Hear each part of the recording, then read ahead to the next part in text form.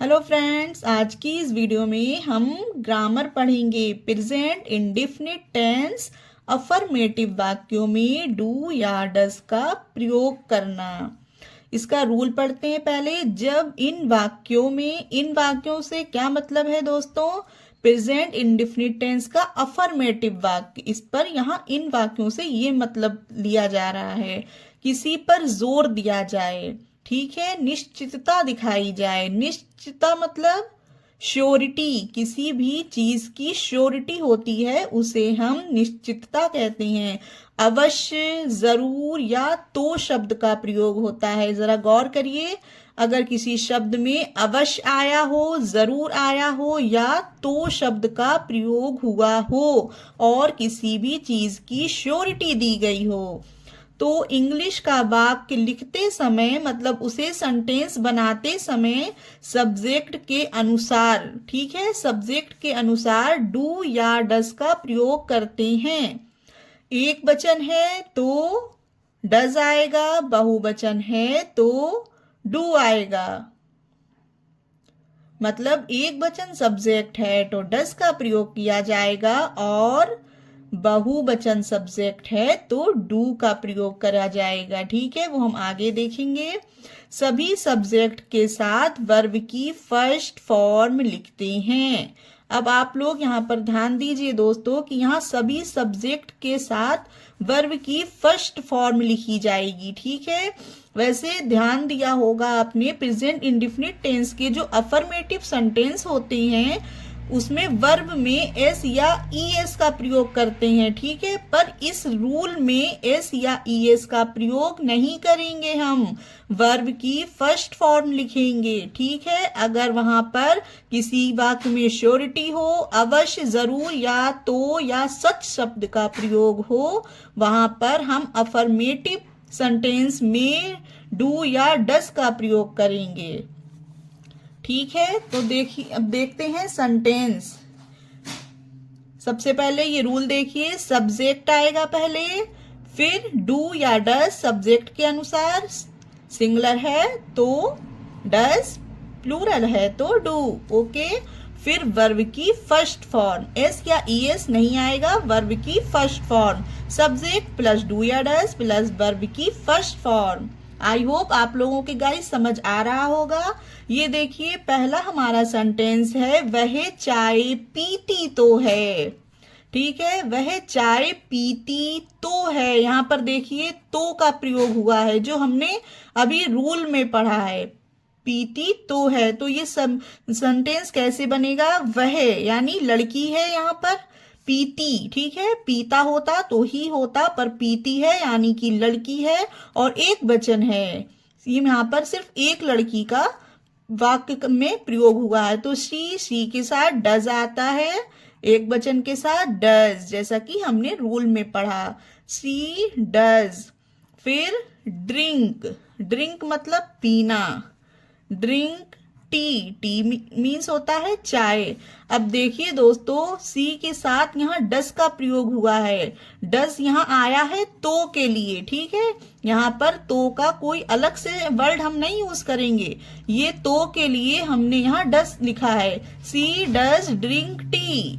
अब देखिए यहाँ पर एस या ईएस वर्ब की फर्स्ट फॉर्म के साथ नहीं आया है, यहाँ पर ड्रिंक्स नहीं लिखा गया है, यहाँ पर ड्रिंक लिखा है, क्योंकि हमारा रूल यही है कि सभी सब्जेक्ट के साथ वर्ब की फर्स्ट फॉर्म लिखते हैं जब किसी भी वाक्य में श्योरिटी हो, तो हो, अवश्य हो। तो यहाँ पर देखिए श्योरिटी दी गई है, यहाँ पर तो शब्द का प्रयोग है कि वह चाय पीती तो है, इसीलिए तो की जगह पर यहाँ हमने डस का प्रयोग किया और फर्स्ट फॉर्म आई वर्ब की, drink tea, she does drink T.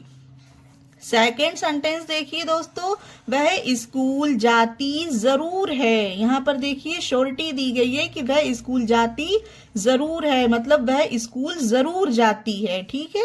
तो यहाँ पर सेम वही होगा, लड़की है, एक वचन है तो सी एक वचन के साथ डज आ जाएगा, सी डज, सी डज। फिर आए, ये डज है, ये जरूर के लिए आया है दोस्तों, ठीक है। यहाँ पर जरूर की कोई अलग से इंग्लिश नहीं लिखी जाएगी, यहाँ पर जरूर के लिए ही डज आया है, सी डज अब आएगा गो यानी कि जाती। She does go to school. ठीक है दोस्तों, वह स्कूल जरूर जाती है। She does go to school. अब आप लोग ध्यान रखिएगा, जब भी तो, जरूर ऐसे शब्द आए अवश्य, तो वहां पर इसके इंग्लिश डू या डज सब्जेक्ट के अनुसार लगाई जाएगी। चलिए आगे देखते हैं। हमारा थर्ड सेंटेंस है, वह सच में मेहनत करता है। अब देखिए यहाँ पर आया है सच, यहाँ पर वर्ड आया है सच। वह सच में मेहनत करता है, यहाँ पर श्योरिटी है वाक्य में कि वह सच में मेहनत करता है। तो यहाँ पर आएगा ही। लड़का है, करता है, मतलब ही है हमारा एक वचन। तो यहाँ पर एक वचन के साथ डज आता है दोस्तों। ये डज हमारा सच के लिए लगाया गया है। ठीक है, वह सच में, यहाँ पर सच की कोई अलग से इंग्लिश नहीं लिखी जाएगी, यहाँ पर सच के लिए ही डज लगा है। ही डज सच में मेहनत करता है। ठीक है, यहाँ पर ही डज वर्क मतलब काम करना, मेहनत करना, हार्ड मतलब हार्ड वर्क। ठीक है, ही डज वर्क हार्ड। समझ आ गया। अब देखिए नेक्स्ट, वह चावल खाती तो है। फिर देखिए यहाँ पर तो का हुआ, जैसे हमने पिछले वाक्यों में यूज करा, वह के लिए शी, सेम यहाँ पे भी वही करेंगे। शी है, एक वचन है तो डज लिखेंगे, तो के लिए ही डज लिखा गया है। सी डज खाने की होती है ईट, चावल की होती है rice. She does eat rice, वह चावल खाती तो है। नेक्स्ट सेंटेंस देखिए दोस्तों, मुझे सच में कॉफी पसंद है। यहाँ पर देखिए सच का प्रयोग हुआ है कि मुझे सच में कॉफी पसंद है। मुझे की होती है आई, आई हमारा बहुवचन है तो इसके लिए डू लगाएंगे, आई के साथ डू लगेगा क्योंकि ये सच का प्रयोग हुआ है, इसके लिए हमने यहाँ पर डू लगाया। आई डू पसंद की होती है like, I do like coffee. Next देखिए दोस्तों, तुम सच में दूसरों की मदद करते हो। ठीक है, इसमें भी सच का वर्ड यूज हुआ है। तुम सच में दूसरों की मदद करते हो। यू माने तुम, और तुम हमारा बहुवचन होता है यानी प्लूरल, तो यानी कि यू के साथ डू लिखेंगे सच के लिए, यू डू। और मदद करने की होती है help, you do help others मतलब दूसरों की, you do help others.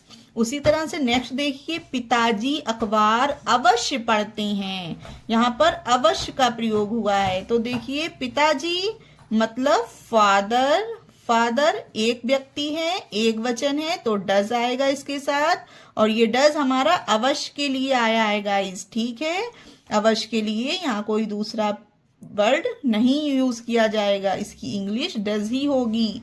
Father does पढ़ना मतलब read the newspaper, father does read the newspaper.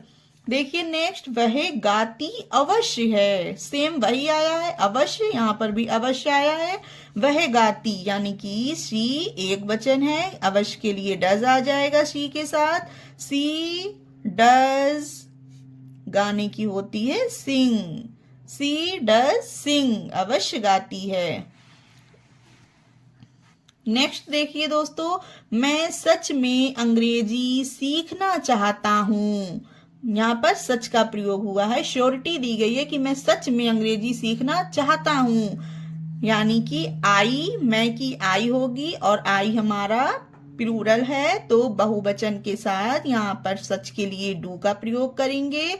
I do चाहता हूँ मतलब want, I do want to सीखना मतलब लर्न इंग्लिश,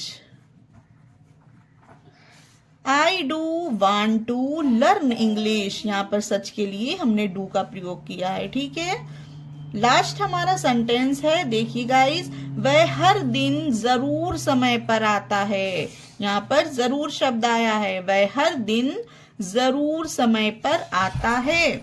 वह मतलब ही एक वचन है तो जरूर के लिए हम यहाँ डज का प्रयोग करेंगे। ही डज आता है मतलब कम। ही डज कम समय पर, ऑन द टाइम। और हर दिन यानी एवरी डे। अब पढ़िए इसे। He does come on the time every day. वह हर दिन जरूर समय पर आता है। तो देखिए गाइस, यहाँ पर सच, अवश्य, तो जिसमें श्योरिटी है, जरूर, ये सारे वाक्यों में जो इन शब्दों का प्रयोग होता है तो अफर्मेटिव, प्रेजेंट इंडेफिनिट के अफर्मेटिव वाक्यों में हम डू या डस का प्रयोग करते हैं। अगर इन शब्दों का प्रयोग नहीं होता तो हम डू या डस का प्रयोग नहीं करते, वर्ब में एस या ईएस लगाते हैं। आई होप आप लोगों को आज की क्लास समझ आई होगी। आज के लिए दोस्तों इतना ही। मिलेंगे नेक्स्ट क्लास में कुछ और नया सीखने के लिए। अगर वीडियो अच्छी लगी हो तो please like, share and subscribe our channel. Bye.